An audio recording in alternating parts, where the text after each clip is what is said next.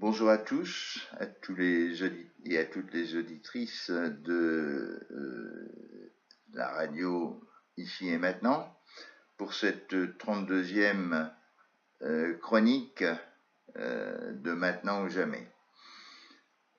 Alors, nous avons une semaine très chargée, une semaine de violence sur la bande de Gaza, avec probablement 60 morts et des milliers de blessés, ou au moins des centaines de blessés graves. Ces tensions internationales ne s'atténuent pas.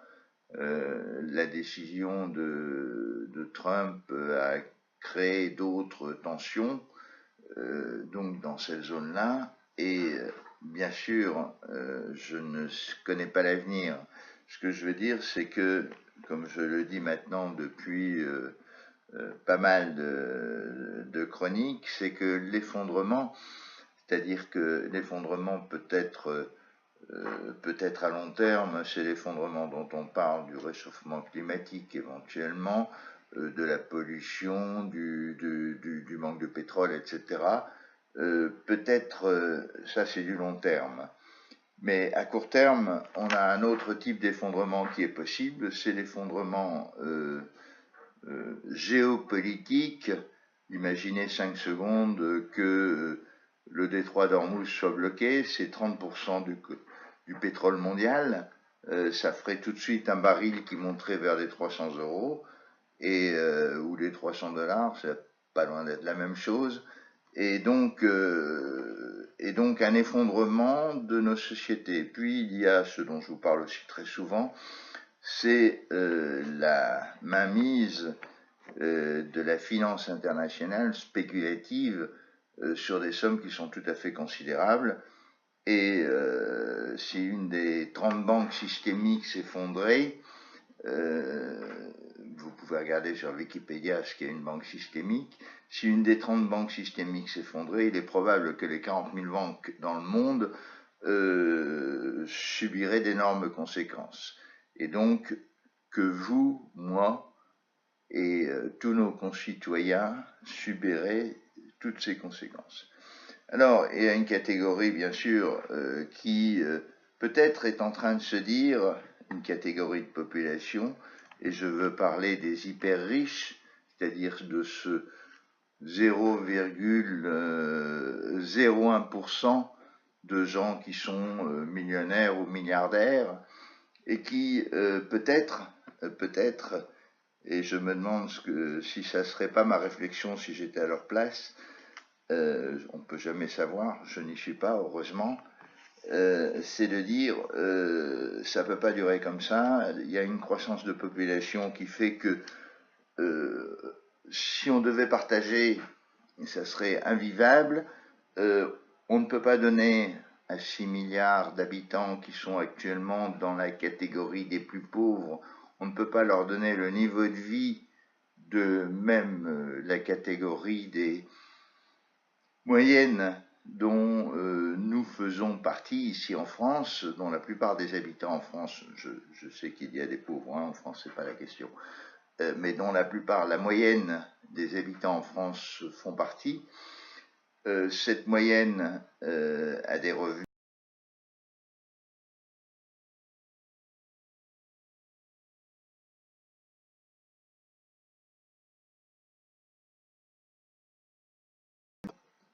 toujours en gardant la même parité de pouvoir d'achat, c'est-à-dire les mêmes coûts, les mêmes prix.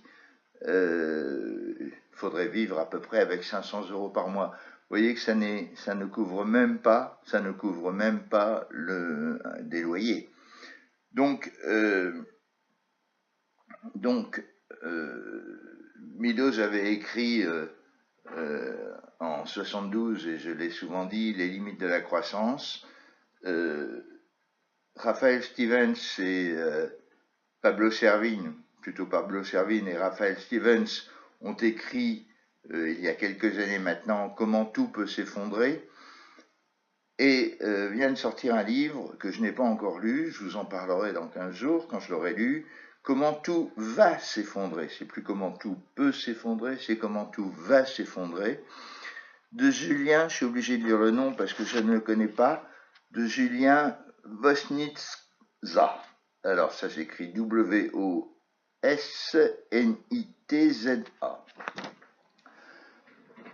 Donc, nous sommes dans une situation où s'il y avait un effondrement, je souhaite bien sûr que ça n'arrive pas, mais s'il y avait un effondrement, la vie deviendrait extrêmement difficile.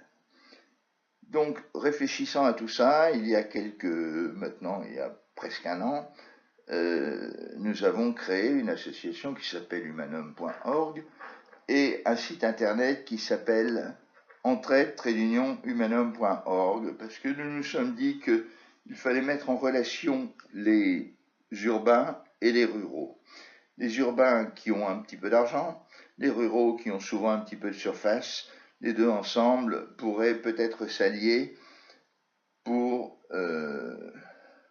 organiser des lieux de repli, de survie, parce que les centres-villes risquent, s'il y a un effondrement, les centres-villes risquent de devenir invivables. Je rappelle qu'à Paris, il y a 3 jours de réserve de nourriture. Si les routes sont bloquées, si le pétrole fait un bond, ou simplement si l'alimentation de pétrole en France commence à être bloquée, les réseaux, d'une manière générale, vont extrêmement souffrir. Donc, il est probable qu'on aura des transferts de population des villes vers les campagnes. Peut-être faut-il, dès maintenant, prévoir des lieux de repli, et disons que nous avons créé donc ce site internet, entraide-humanum.org, en nous disant que, complètement gratuit, hein, ce sont des petites annonces gratuites, petites annonces de propositions de la part des ruraux ou des urbains, propositions sur l'hébergement, etc., etc. Voilà, donc c'est un petit site d'annonces. Je ne crois pas que nous arrivions au niveau du Bon Coin, mais peut-être pourrons-nous, par ce site, faciliter la vie de quelques urbains et de quelques ruraux par la même occasion. Il faut absolument recréer des liens à ce niveau-là. Et puis parallèlement, enfin un peu plus tard plutôt, lors d'une rencontre avec Alexandre Boisson, je vous suggère d'aller voir les vidéos d'Alexandre Boisson, qui était un ancien, qui était un garde du corps de Chirac et Sarkozy, et qui a quitté la police maintenant. Et donc cette rencontre avec Alexandre Boisson nous a fait nous dire que, en fait, s'il y avait un effondrement, les gens se retourneraient, les habitants se retourneraient vers leur mère. C'est le dernier rempart, c'est celui qui pourrait faire quelque chose au niveau communal. Et donc, il faut que vous demandiez à vos maires, si vous habitez dans des petites communes, dans les villes, c'est pas la peine, il n'y a pas grand-chose à faire. Mais dans les petites communes, où vous pouvez rencontrer le maire, les adjoints au maire, des gens influents au niveau de la petite commune, leur dire, écoutez, qu'est-ce que vous feriez s'il y avait un effondrement brutal et rapide? Alors, c'est le sens du site internet que nous avons fait, c'est SOSmaire, SOSmaire au pluriel.org. Et vous trouverez là-dessus tous les argumentaires possibles, ainsi que ce questionnement au maire sous forme d'une lettre au maire que vous pouvez imprimer et aller apporter à votre maire en disant voilà, il commence à y avoir beaucoup de scientifiques qui prévoient un effondrement, beaucoup d'économistes qui disent que l'effondrement brutal est une possibilité. Que faites-vous? Qu'avez-vous prévu? Qu'avez-vous organisé si dans cet effondrement, les routes sont coupées, il n'y a plus d'alimentation, les médicaments vous ne pouvez pas les avoir, pas d'alimentation, peut-être pas d'eau du tout, pas d'énergie. C'est surtout ça le problème, hein, puisque tout fonctionne actuellement comme ça. Qu'est-ce que vous avez prévu? Qu'est-ce que vous pouvez prévoir? Sachant qu'il faut du temps pour mettre en place tout ça. Et d'autre part, quel est votre message aux habitants à vos administrés, aux habitants de votre commune? Donc, n'hésitez pas, faites le tour de ce site, imprimez cette lettre au maire, allez voir votre maire, essayez de discuter avec lui.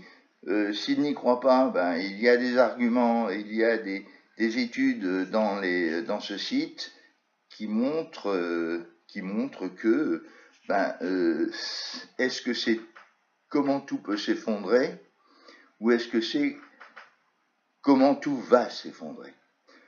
Voilà, donc il y a des maires déjà qui ont fait des choses, hein. Vous trouverez sur le site plusieurs vidéos. Par exemple, il y a Jo Spiegel, qui est un maire d'une commune d'Alsace, qui est extrêmement intéressante à écouter. Donc je vous conseille d'aller voir tout ça et de réfléchir à ce risque d'effondrement et la manière dont votre commune, parce que chaque commune a ses solutions différentes, dont votre commune peut faire évoluer faire évoluer la résilience vers une autonomie au moins pendant quelques semaines, le temps que le service de l'État se remette en route. Voilà, parce que je pense qu'ils se remettront en route à un moment. La question, c'est de savoir si c'est 2 jours, c'est pas grave. Si c'est 2 mois, ça devient extrêmement difficile pour la majorité de la population. Voilà, bonne quinzaine qui vient et on reparlera dans 15 jours de ce livre qui, paraît-il, est fort intéressant, donc je n'ai pas encore lu, Comment tout va s'effondrer. Peut-être l'aurez-vous lu d'ici là. À bientôt, au revoir.